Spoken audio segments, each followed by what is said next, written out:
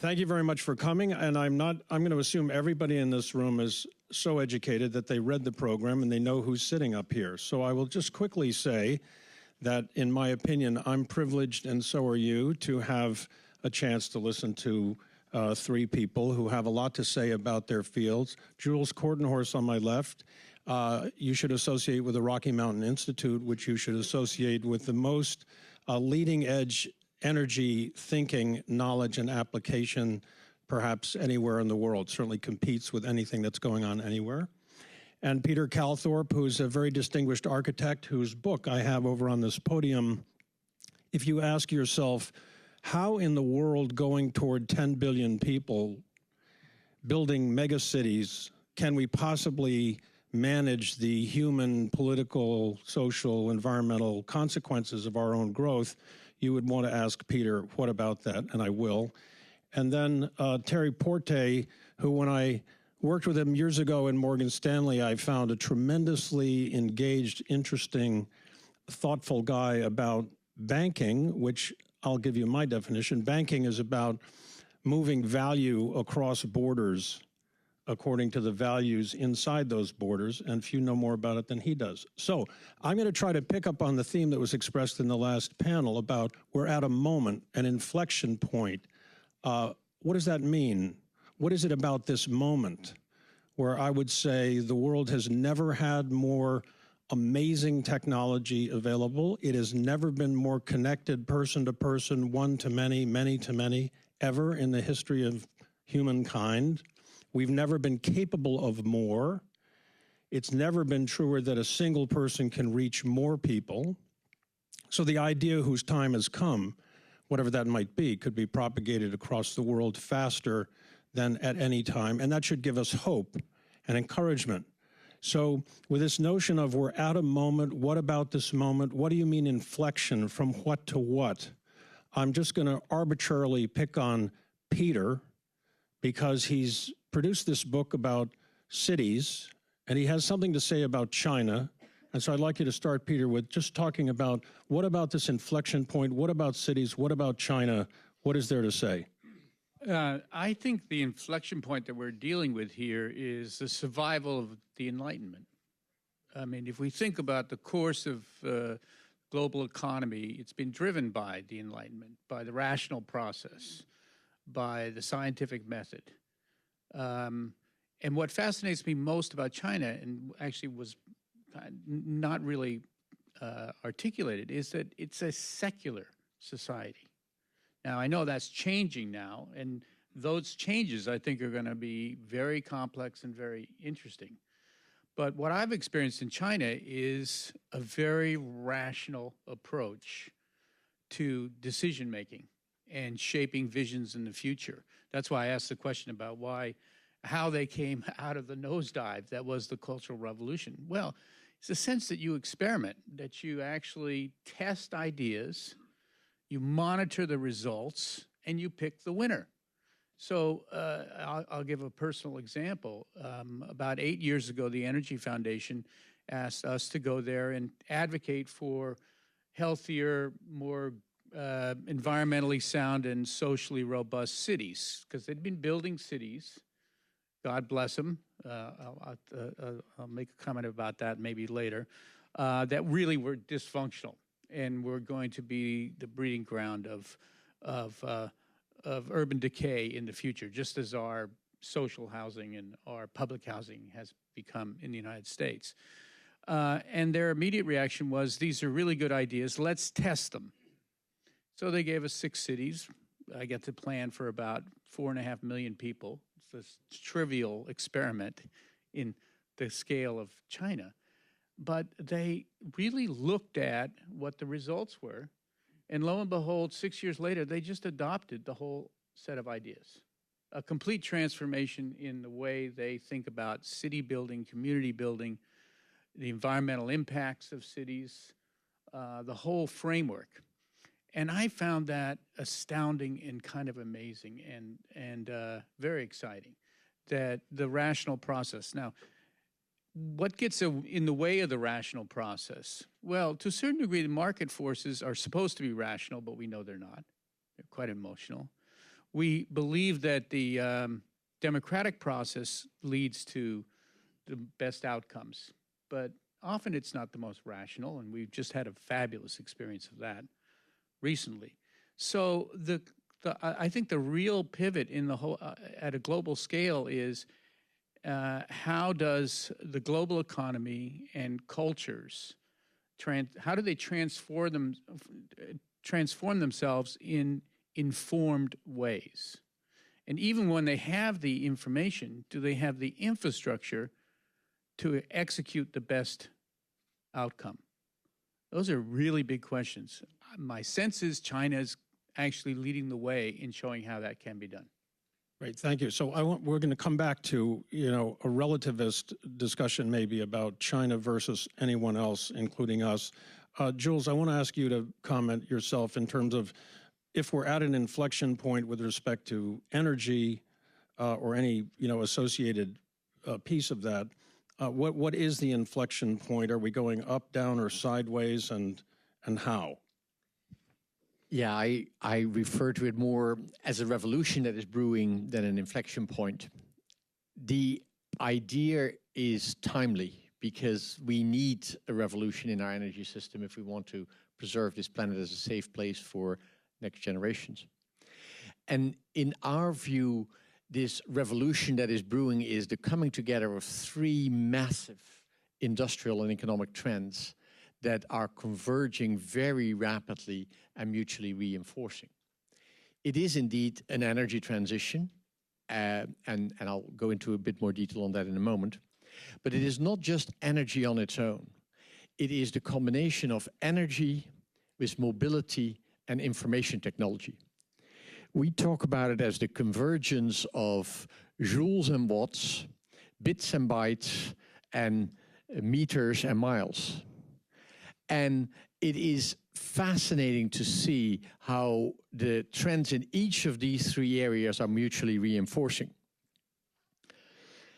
The unrelenting pace of this is illustrated not just by what we're seeing right here in Silicon Valley in California, but even more so in Asia. The learning curves of the new technologies that are driving these revolutions are very high double-digit percentages, and therefore you can now say that in many parts of the world, electrons from solar and wind are cheaper than electrons from coal and gas. Yes, you heard me correctly. In many parts of the world, electrons from solar and wind without subsidies are cheaper than electrons from coal and gas. That is completely contrary to the narrative that you hear coming out of Washington. But it is a message that has really hit home in Beijing and in Delhi. And in a similar way, electric vehicles are soon going to be cheaper than internal combustion engine vehicles. Again, you heard me correctly. Electric cars are just simply going to be cheaper, not in total cost of ownership, but upfront, than internal combustion engine cars. And we're not talking about 20 years from now, we're talking about 5 years from now. And layer on top of that, an information system, a set of information technologies that allow us to connect everything to everything in a smart way with massive data. Everything connected to everything in a smart way with massive data. So now our energy system can talk to our mobility system, and we can pass electrons around, electrons that become abundant, ubiquitous, and cheap. Nobody in the current administration in Washington has a bloody clue about this. And on the opposite side, people in Beijing and people in Delhi have come to grips with this at a fundamental level. You look at the priorities in the last 5-year plan, and you understand deeply what the Chinese government is saying there. They're saying that they're going to own the core industries that make up this next industrial revolution. And yes, we understand to some extent why. The speed of decision-making in China is amazing. The ability to align a nation around a plan is amazing. The ability to accept that industrial policy is actually a productive way of running an economy is so contrary to the ideology that governs the economy in this country. It allows China to move so much faster. But it's not just China. it's also India. Look at what India has done over the last 5 years since Modi has come to power. Going into Paris, India still said we need to build 100 gigawatts of coal-fired power generation because it is no more than fair that we get to pollute the atmosphere just like you all did, and we need that for economic development. And in the last 2 years, the Indian government has switched and said, you know what? The facts, Peter, the facts show that PV is now cheaper, and so we'll do away with that coal. We'll build out our clean energy economy. So the pace of change in India is now picking up dramatically. Whether they can catch China, I don't know. But will they catch the United States? In my mind, no question. Great, thank you very much, Terry. I'm going to be a little unfair because we didn't plan this, but if I make you the guy responsible for observing how the global economy has been evolving, how values have been transmitted, we could talk about currency, we could talk about trade, we could talk about the dollar, we could talk about any of the machinery. I'm interested in what you would say if there's an inflection point now vis-a-vis the financial system or the glue that kind of holds it together. What is that inflection point, or where is the danger? Easy layup question. So I think we have an inflection point in financial services, and it's around some of the same themes we've just started to talk about in this panel, and that is technology, information technology, big data, payment systems. So just reflect on a few things. If you go to China today, if you go to Beijing, Shanghai, no one is futzing around with cash. Everything is being done electronically, increasingly, across the board. If you go to China today, there were created over the last several years 6,000, approximately, peer-to-peer online lenders. That's going to be reduced to about 2,000 because in that first 6,000, there was a lot of Wild West activity, illegal activity, many scams. But, you know, the Chinese wanted the innovation. They've dealt with it. They've observed it. Now they're putting in a whole set of rules. So 6,000 will go to 2,000. The world will not end, and life will go on. On big data and payment systems, so at Alibaba now, if you go onto Alibaba, they can approve your credit in 6 seconds. They have the graph now of your activity on Alibaba, of course, and they want to get that to 3 seconds. So that's what's going on in China right now.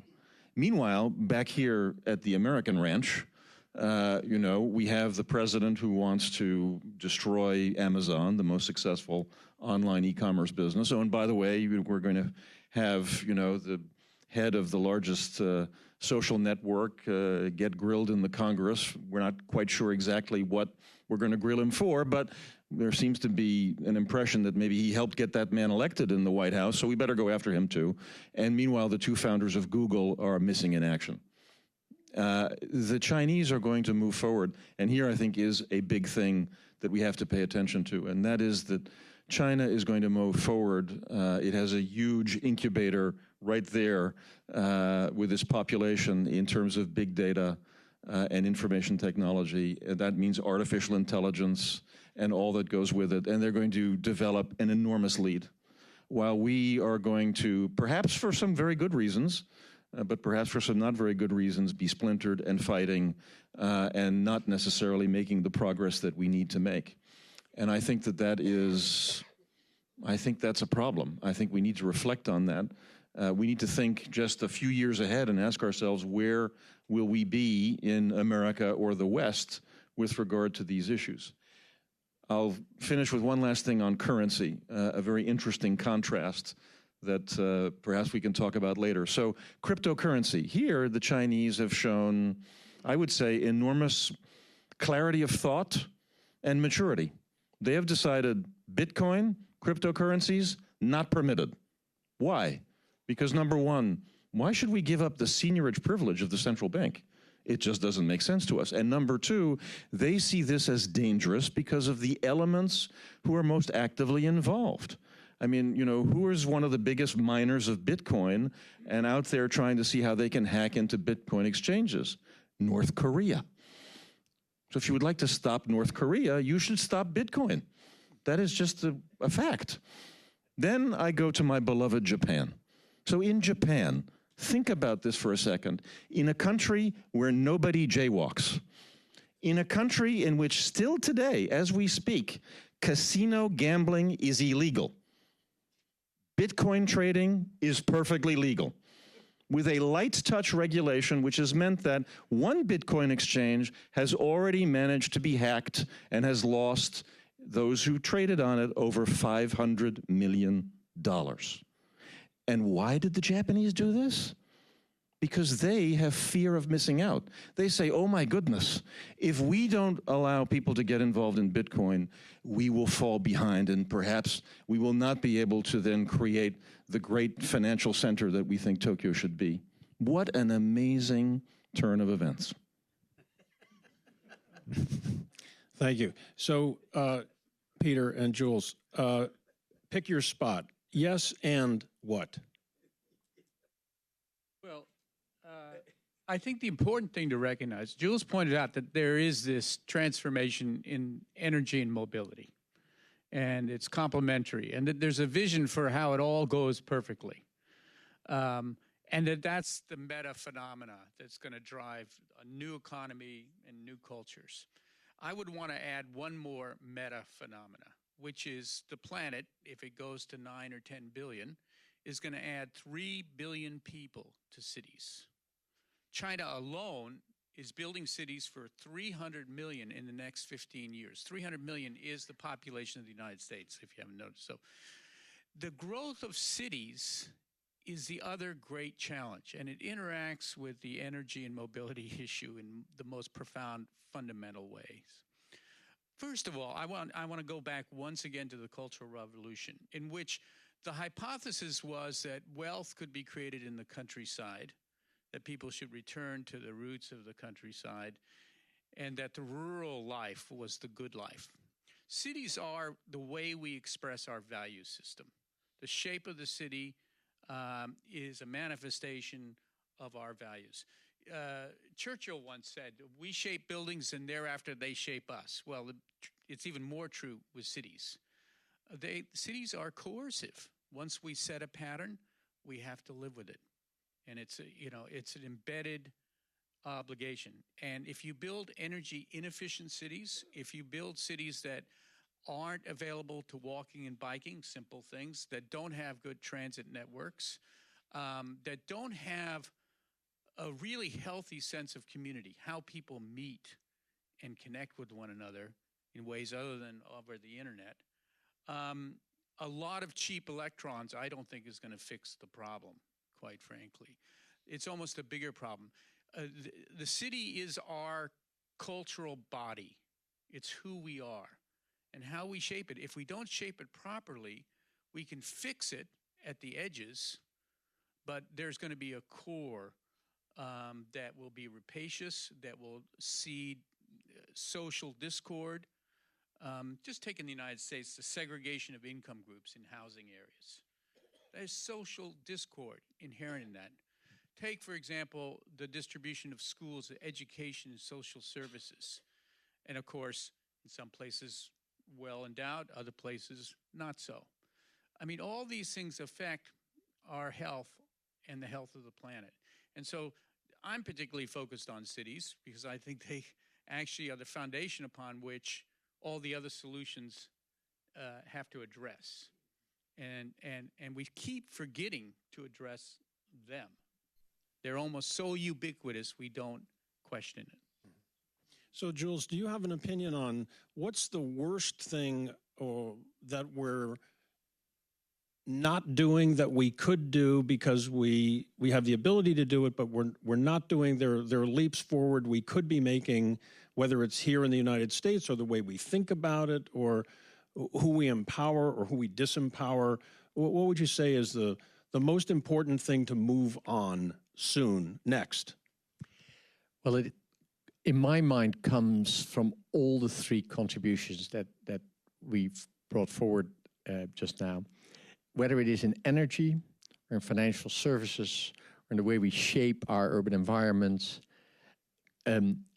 there is a willingness and ability in China in particular, but in Asia in general, to really think structurally about what is the right answer, to use facts and data for logical decision making, to experiment and learn from that. I mean, the work you've done with cities, Peter, absolutely illustrates that. There's many other examples where China has taken a lesson from a small place and then quickly ramped it in other places. And that ability to make decisions on the basis of facts and science and experiment and learning seems to have gone to hell in a handbasket in this country. And it is really interesting because the competitiveness of economies in the next 5 to 10 years is to a significant extent going to be based on the degree to which countries are able to be part of this integrated energy, information technology, mobility, and urban landscapes revolution.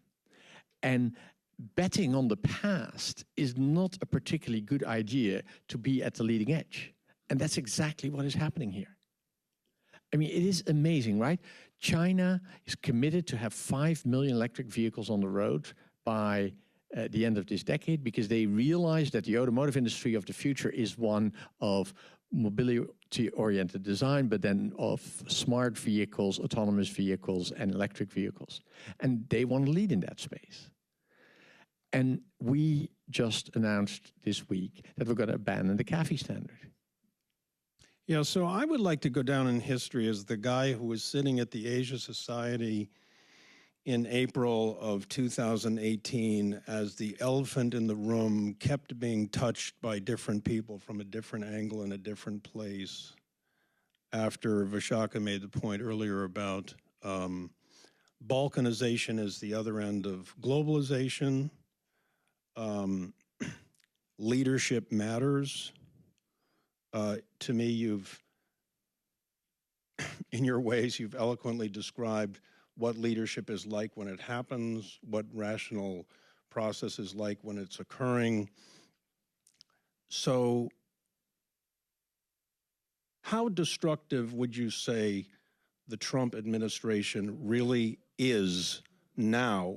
Because I would like to say that in my business experience around the world over the last 35 years, I cannot think of a single publicly traded corporation that would tolerate a CEO who thinks, acts, talks, behaves the way he does. It astonishes me that we are, yes, I understand there was a democratic process that took place, might have been fiddled with, led to a result, but here we are we just waiting to have a war started to unify us, or could you just talk about that? It's a small topic, but I have no problem talking about that. I mean, please. The reality is that I think it's not Trump. It's the flaws of some of our most underlying postulates in the West are coming to the surface. One postulate, the marketplace makes the wisest decisions. It makes great decisions for short-term distribution and production. It makes crummy decisions for really long-term. And when you're talking about infrastructure, lifestyles, cities, those are long-term decisions that cannot be left to something that's excellent at short-term decisions. The other postulate, of course, is democracy, which hypothetically, is what you end up with when you've eliminated all the other bad solutions. Also according to Churchill. But the flaw now in democracy, and I see it at the local level as well as the national level, is that it's always biased towards looking backward. I think actually saying "Make America Great Again" is a really profound manifestation of an internal tendency of democracy, which is people vote for comfort and hindsight. And they don't vote for the future. Local city council members saying, no, in Silicon Valley, we won't have workforce housing in Silicon Valley because we've got our housing and we don't want anybody else here. I mean, it's, democracy does not necessarily embrace the future. And I think we need, and so Fukuyama's point that democracy and the market is the foundation of the global future. I think we have to be pretty intense about questioning that assumption anymore. So I think, in tackling that issue, we could spend the whole afternoon and probably have a great deal of fun. But I think one recommendation I would make is that I think we all have to go offline and just, reflect for a moment on more fundamental things. There's far too much reaction to the latest tweet, the latest attack on TV. That's not really, I think, what's most fundamental.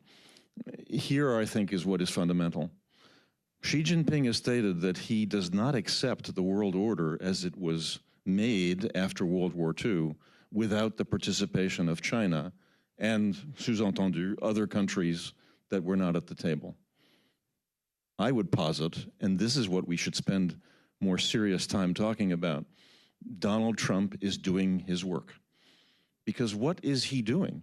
He is attacking the basis of NATO and the Bretton Woods system and the IMF and the World Bank.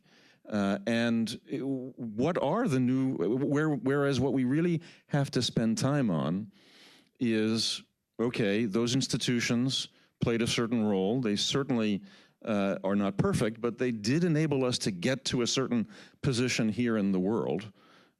So what needs to be the adjustment in a few fundamental things? What are the rules of the game? How is the playing field organized? And what are the key elements of security? Security in the military sense, but also security, I think, very important in the cyber sense, an enormous risk that we face. And we're not having that discussion because we're spending all of this time. Meanwhile, Xi Jinping is at work on an alternative system where I think there could be very many good things, but there is not a dialogue, and what I worry about is what I don't know. So what are the ultimate objectives?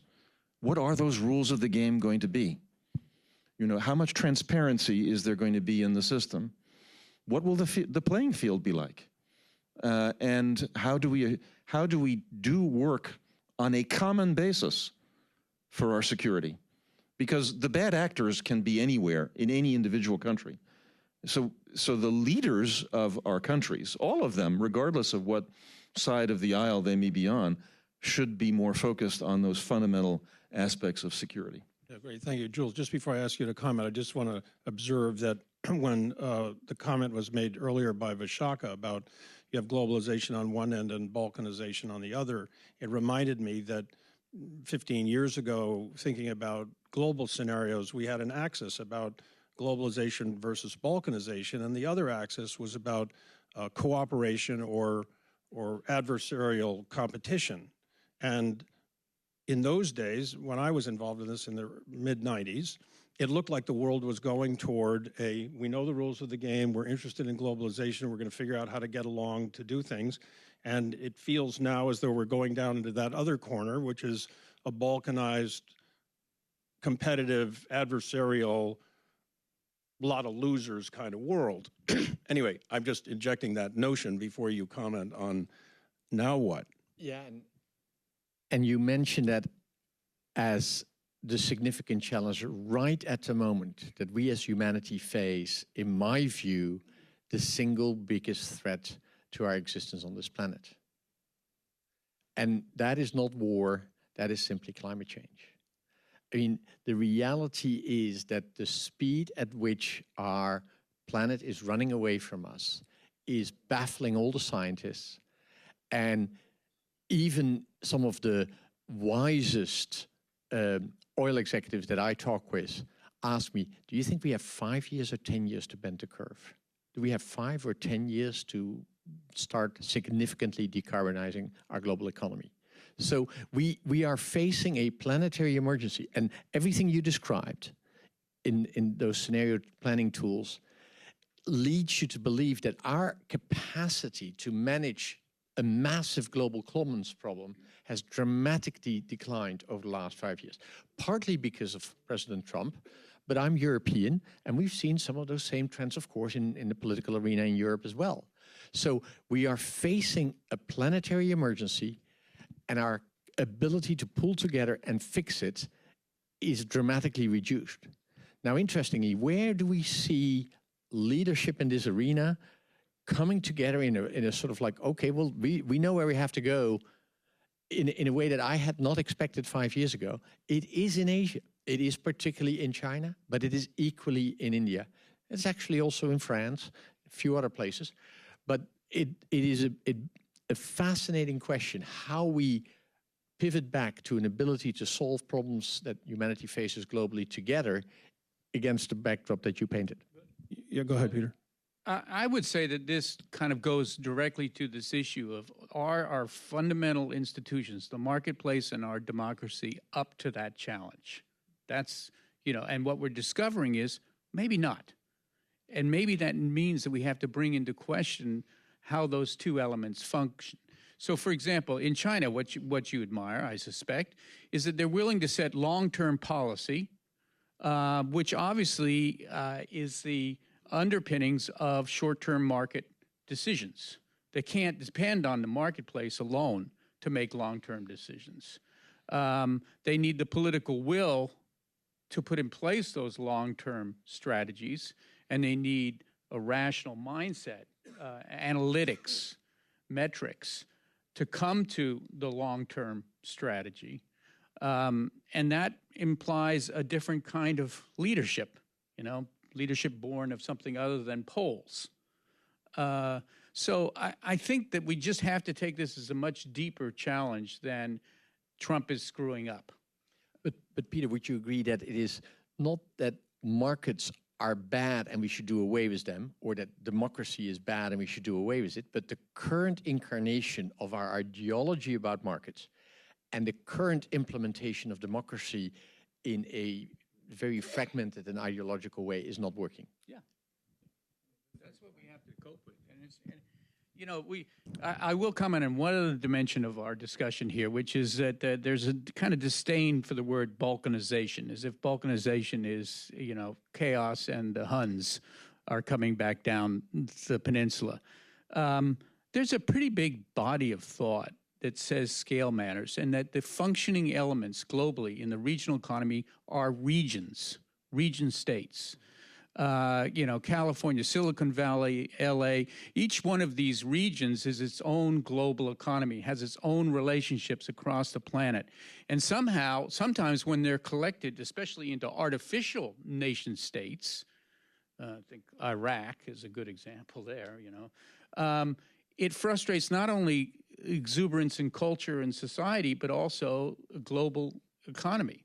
So a certain amount of disaggregation could be a healthy outcome for the planet as regional entities really become not only a bastion of global economy interaction, but also certain kind of culture. Our culture here on the West Coast is clearly different than it is in Washington, D.C. right now. We all see that. And maybe governance at a smaller scale can be a little more coherent and less compromised. So I tend to question all of the assumptions that balkanization is bad, that democracy is inherently good, that marketplaces can handle the structure of the economy. I question all of that. Terry, do you? I do not have the answer. You don't have the answer.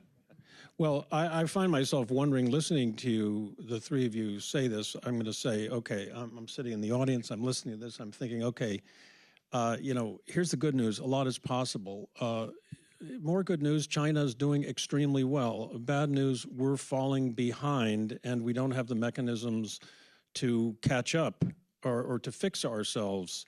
Could that be we don't have the capacity to fix ourselves? The earlier panel reminded us that history is very bad at predicting, what's coming next, or it's always going to be like this, or what Orville was saying about being in that hermetically sealed room thinking, how is it ever going to be different from this? So if we were to go from where we are to more where you think we ought to be, given that, well, we're sitting here in this place and in the city, in the state, in the system, do you have notions of self-correction imminently through mechanisms we can identify.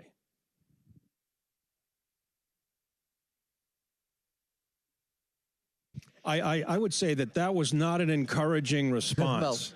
Okay, that really wasn't. That looked like a big loud no to me. But who can say? Go ahead. I'd like to pick on something that the right wing has always advocated, which is to decentralize power. I mean, actually, if you let states go their own way in terms of energy policy, we actually would get more exciting results, which then would challenge other places. So, for example, California has led the way. I mean, it's interesting. You listed China, India, and I was willing to say, and California, fair enough. In terms of leading this act. And that's, American democracy, American marketplace economies, but it's also something else. It's a scale at which coherent long-term thinking matters. It's hard to think long-term across something as big as the United States. What is really the right thing? But in California, you can say, yeah, well, we want the air cleaner. We want to do our part in being part of the future economy. Somehow, the democracy here is smart enough to know that actually shifting to green is going to create jobs and is going to create a better economy as well as reduce carbon. So I think federalization is not a bad idea. So it's a very conservative notion, but it's one that I think should have play. So of us were together last night, and I raised this particular idea. America has had bad presidents. I mean, we weren't around to see them like John Tyler or Buchanan, but let me tell you, if you study the history, it's not too brilliant. Those two, for example, believed in slavery and which resulted in a bloody civil war in this country. So we survived, but I think that there's a fundamental problem in American politics, and that's the two-party system. It's a duopoly. Now, if you look at business in industries where there is a duopoly, that is the worst situation to be in, because basically the duopolists, the two parties, take turns. All right, they take turns abusing the consumer. So what happens, this is an opportunity to offend everyone in the room. If you're all either Democrat or Republican, you can all feel offended. But basically, it's the Republicans' turn, it's their turn, and then it'll be the Democrats' turn. And unfortunately, the electorate continues to be abused. And what's missing is there are plenty of compromises, in the middle somewhere to be achieved. But there's no incentive for either the Republican Party or the Democratic Party to move toward those compromises. So one way to go about doing this is start with the United States Senate, elect 6 truly independent senators in this next election. Truly independent. That means they're neither Republican nor Democrat. They don't sit with either party. They have my assumption here is they have a series of centrist views and a determination. We are going to solve some of these issues. They are going to be resolved. And here's what happens if you had that result. Either the Democrats or the Republicans will have to work with those 6 in order to get the job done. I think the problem we have now is that we have become far too polarized. We have become far too splintered. The discussion in the middle is gone. No network seems to want to pay for that kind of discussion or commentary. And the madness has to stop. And that would be, if we want to talk about practical solutions, there be one I would posit for the group. I'd just like to say there's a business opportunity to start a new network called The Madness Has to Stop. I'm sure we could get one advertiser. Get that URL fast. There are actually 2 even more sort of maybe possibly one at least more immediate that goes in the direction of what you're mentioning, and that is gerrymandering. And the cases in front of the Supreme Court would significantly lead to a fix, at least for the House. The other thing is, I briefly spent time in Parliament in the Netherlands, ran the election campaign for my party. The Netherlands country is 16 million people. The total budget of the party whose campaign I led was $1 million. Get money out of politics. Stop gerrymandering, get money out of politics. That would make a significant contribution. Okay, well, we'll get to work on that as soon as we leave this room. I'm going to say it's time for Q&A because somebody must have a question for the panel. There's one back there. You want to take my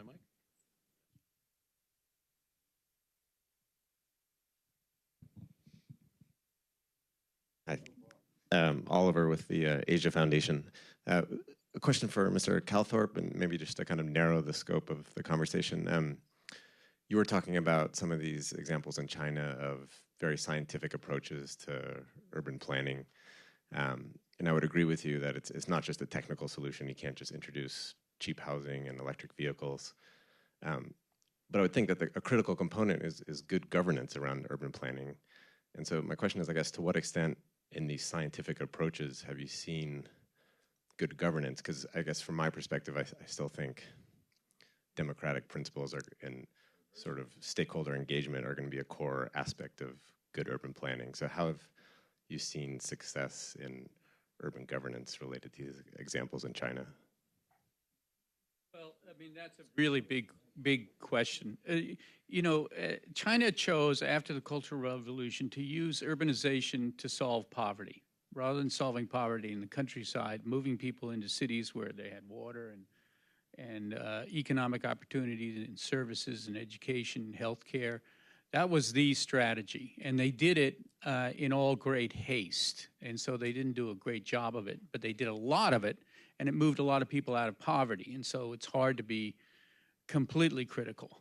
Now the question becomes, how do you make these cities great in the long-term picture, both in terms of energy and social fabric? What's fascinating to me is that they asked us after we came with these design principles. Principles are always vague. They're kind of goal-oriented, and the bad news is, you can greenwash your way through anything. So after they adopted the principles, they said, we want measurable standards. We are talking about planning. And so the foundation of the next generation of cities is going to have things like blocks will be no bigger than, a typical block in Sacramento, 300 by 300 feet, instead of quarter-mile city blocks, super blocks with 5,000 housing units within one city block, and then massive roads around that. So there are objective standards you can put to it. No street should be wider than Market Street. You can build whole cities without ever getting bigger than that. You don't need these massive things. So you can lay a foundation. Then the question is, how does the nuance and what's unique in the history, the preservation, and the sense of community, how does that sort itself through? And you're right, that has to come through community. It needs to come through awareness of what the history and the ecological framework is. I mean, our first principle is preservation. Preservation of culture and history, preservation of key natural environments, and preservation of community.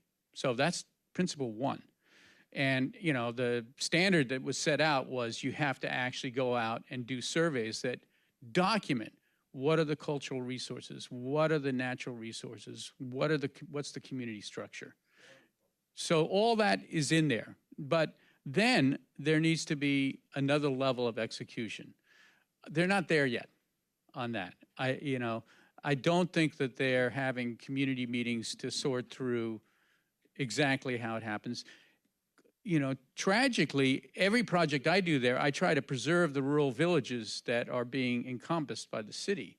And everybody in the rural village says, no, please, just tear us down. We want a brand new apartment, with air conditioning and running water. We don't, you love our beautiful little Hutong house, but it's one story and it doesn't have plumbing and it's really cold and really messy.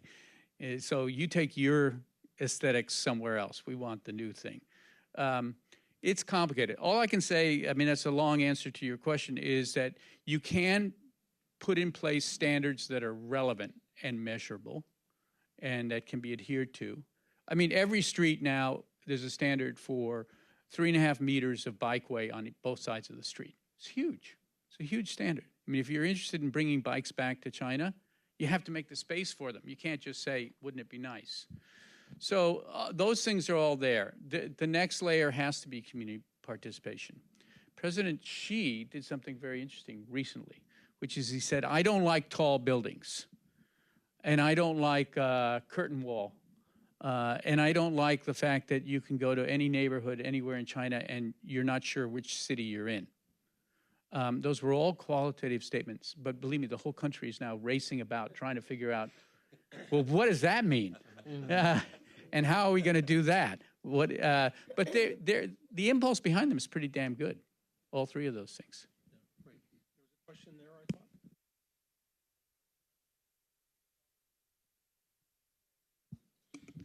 thought. Peter, I just wanted to clarify that when I was talking about globalization and balkanization, I was not putting a value judgment on balkanization, but simply that these are seen as related to one another. And my question to you is sort of twofold. One is that decentralization, as you talk about, and kind of perhaps localization of power, such as California doing its own thing, it seems to me that it is different because it's also with the awareness of its connection to the world. Often when people talk about nationalism, as President Trump has talked about, or balkanization, sometimes people do talk about it as in opposition to the relationship to the world. Whereas the modality you're talking about, it's still about understanding your place in the world. So it seems to me that it's a little different. And then my question is that while you privilege the decentralization in China, the modality, exactly what you said about President Xi, is that actually decentralization of power is not about having any voices out there, but it's all very carefully orchestrated from the nation state leader. If the leader says, I don't like tall buildings, people are going to be willing to tear it down, even if somebody else likes it. So how do you equate that idea of decentralization of power and success of China as China exists today? We all have utopian fantasies, and we all know that utopia would probably be the worst thing to happen to the planet. But my personal utopia is philosopher kings, which is what you have in China. It's an old political postulate, but decentralized, so that there are many of them doing, adhering to their local culture and their local economy. And the problem in China today is, China is so centralized that they will replace the leadership in every region every 4 years. And of course, the new person who comes in always wants to put their mark on everything and do it all differently, and et cetera, et cetera. So they're actually not leading the way, I think, in that regard. I mean, everybody looks at Singapore as what a great model, but it's 4 million people. It's a nation state. I mean, excuse me, it's a city state. But actually, it functions quite well in the global economy, and it does wonderfully for its people. So, if balkanism isn't a negative term, then I'm with you.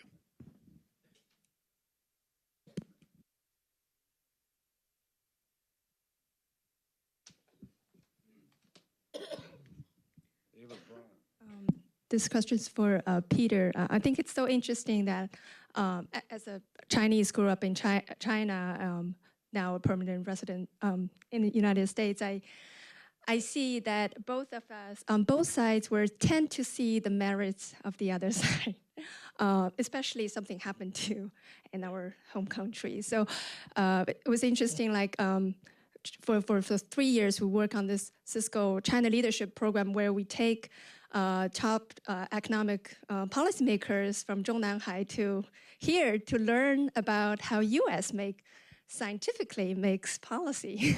And this was just last year. I left last year. And it seems that now we should lead a group the other way.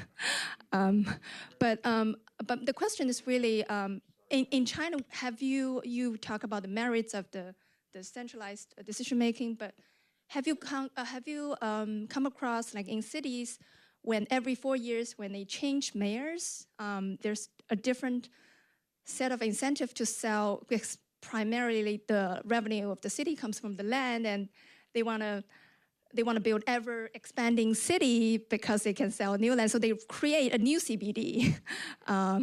Maybe in Beijing there are 3 CBDs. So that creates transportation, and it's exactly the opposite of low carbon city. And that distorted incentive cannot be solved. Yeah, that actually is one of the things that we attacked. I mean, one of the principles we put out was urban growth boundaries, that cities should just grow in compact forms rather than spinning off new towns, rather than sprawling outwards. And that's now adopted policy. And you're absolutely right. The local officials are scrambling because now they have to create an urban growth boundary to create the biggest urban growth boundary they could possibly justify. And the central government is pushing back on each one of them to justify this extraordinary land grab, because they know once that line goes in place, that's their resource. But there's a deeper economic policy here that's a problem, which is cities shouldn't be dependent on development to pay for local services. You know, it works as long as the city's expanding at a massive rate, but it's not a healthy incentive structure. And now that President Xi said, well, I like low buildings, China really could be in for sprawl.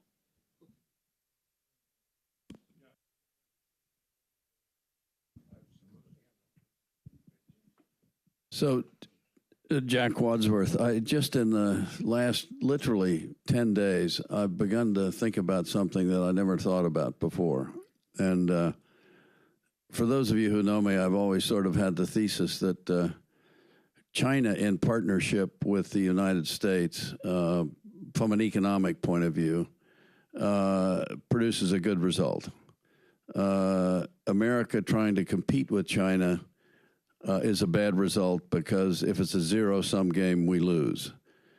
And as Jules, I've listened to you, and I listened to Eric Heitz last night. This 2025 economy that China is beginning to envision is about technologies and business ideas that are certainly relevant in the United States, no question about it.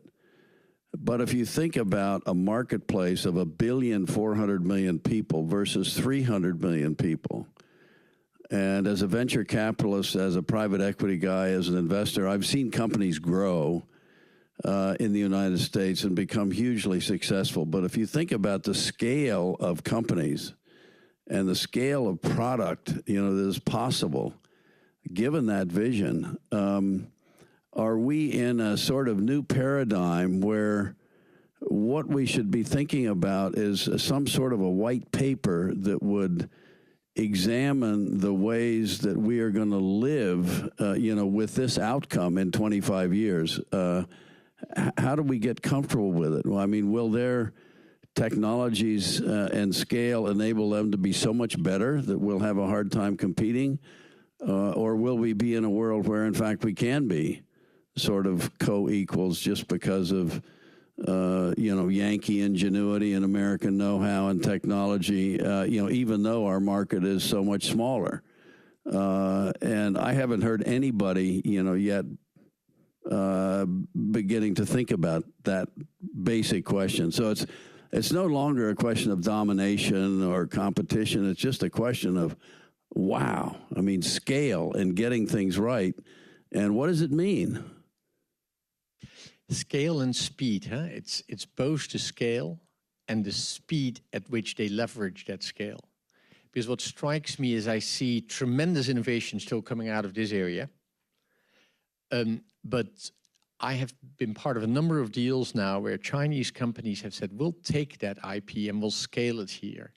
And suddenly the pace at which that company then can develop is much faster than what you could imagine in only a California market or only a US market.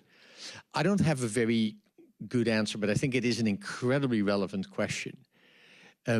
Certainly historically, we've thought about the cost of energy as a real critical ingredient of competitiveness. Look at the power that emerged in the UK with the steam engine. Look at what electrification and oil did for this country. So what if the cost of energy is going to be so much lower in China, India, than in the United States? Because the US continues to bet on the past and they could bet on the future. But that alone will not determine all of competitiveness in an economy where data, information technology, artificial intelligence make such a difference. So I think it is a fertile ground for further research and thinking. But it is certainly an area of concern, and it is absolutely the scale of those markets, but it's also the speed of the market. Okay, so just, one quick thing to this. The other one, of course, is that China is investing in the infrastructure that supports their economy.